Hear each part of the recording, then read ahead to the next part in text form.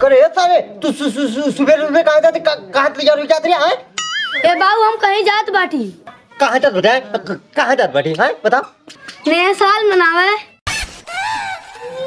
नया साल मनावे सर, पैसा कौड़ी कहाँ बा? कहाँ बा पैसा कौड़ी है? हमार घंटा नया साल मना ले सर। नहीं तो सारे खेत में गेहूं चुरा जाए, अब बेटवा के नया साल मनावे बाटे। का करबे नया साल मने का करबा है? देखा 50 के नोट जाव रेवड़ा चूरा खरीद के शाम के खाओ। ले हमार रेवड़ा चूरा खा ले वो फ्राई कई के। रुक तेरी नानी के नया साल मनाइबे, नया साल मनाइबे हम पाइप ले जो खेत में और रेवड़ा भेजी सामान के खनी रेवड़ा भेजी खेत वाले बा और सरुए नया साल बनावे को चूरा भेजी शाम के भाग जाइए खेत में। जल्दी भाग खेत में, जल्दी खेत में जाओ। सब लोग नए साल में पिकनिक मनावा था, हमारे छिंगड़ा बाप हमसे खेत भरवावा था।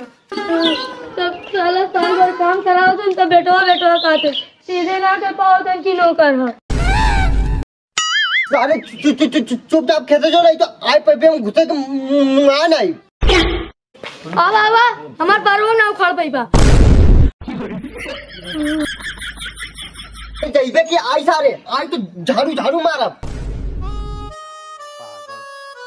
अब के लड़का सारे पूरा अपने मन के हो जाने, एकदम अपने मन के हो जाने। ये हो रामाधार भैया, जवानी में तो कबो पिकनिक ना मनैली, बुढ़ौती में तोहरे चलते पिकनिक तो मनावे के मिला था। ओ हो रामाधार भैया, हमने इकनी पिकनिक के हाल का जानी, तोहरे चलते हमने इकनी पिकनिक नया साल मनावत बाटी।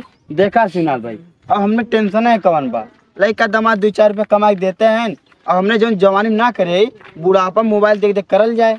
हाँ ठीक है कहा तारा। जिंदगी की ये सच्चाई हो, जिंदगी कोनो ठीक ना हो। आदमी कब खाते पीते राम घाट चल जाए, जिंदगी कोनो भरोसा ना हो। ये बात ठीक है कहा बड़ा रामाधार भाई। वही ने कहा था एगो समय रहा है, हमने बचपन में खेलनी साथे सयान बहनी, हमने एक दूसरे ब्याह में भोज खैनी।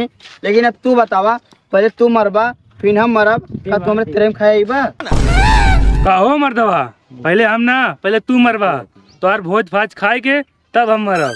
अच्छा मान ला हम मर जाब, तू हमारे भात खाएबा का ई मर जाइए, इनके भात खाए हम जाब। हे मर्दवा, हमार नाम है जिनला, कहे कि हम रोज जाइला दौड़े सवेरे सवेरे। तू जल्दी है मरबा चला।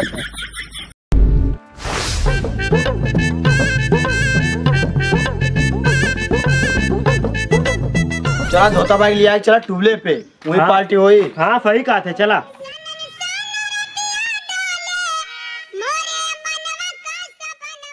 दोनों ने देखा था धोता भैया आज भूसवा फैलावत बाटे। हाँ देखा था, नया साल ने भूसवा फैलावत है। कहा धोता भैया आज भूसवा फैलेबा का? अरे रामाधार भैया ने हमरे भूतों में तनी माटी डाले उसाई दी। बुढ़वा समिति की तरफ से पिकनिक मनावे जात बड़ी, चलबा का? ए मर्दवा, अब इनका हमारा लड़के बाद जात रहा ने नया साल मनावे, ओके मार के भगैनी खेत भरे। हे मर्दी, लड़का शेर के तो उम्र संभव है, आपकी ना मनाए तो पर फल मना लिए, हमने तो जवानी में ना मना, चला बुढ़ौतिया मना ले जाए। बाकी खाली खैले के साथ बाय, चुतरे पे हाथ बाय। हे मर्दी, तब कहीं चला पिकनिक मनावे, 100-150 रुपया लागी, उठा चला। देखा हम साफ सीधी बात बताओ थी, हमारे पास 1 रुपया हो ना भाई, चला वैसे चली। हे मर्दी, हमने कुछ सामान ला लिए, ऐसा थोड़ी ना हुई, आपका कुल लाद के ले जीबा का? हे मर्दी, तालोन बिछावे कुछ ले लेना, कहाँ बैठबा?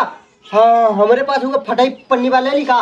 ओहो, सुना थे अवधार भैया, तिरपाल दई के पूरा माल खाए के चक्कर में पड़ल बाटे।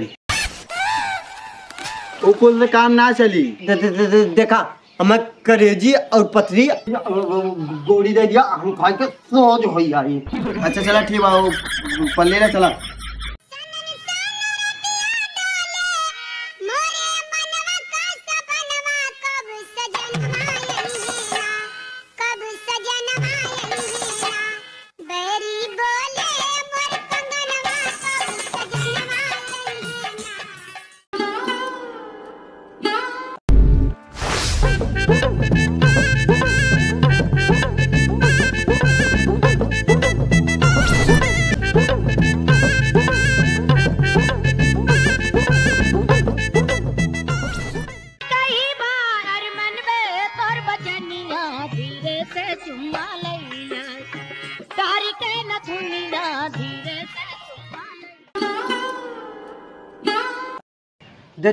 देखा भैया पहले जो जमाना रहा है दूसरा रहा है। झूठ बोली तो थरिया से मारे।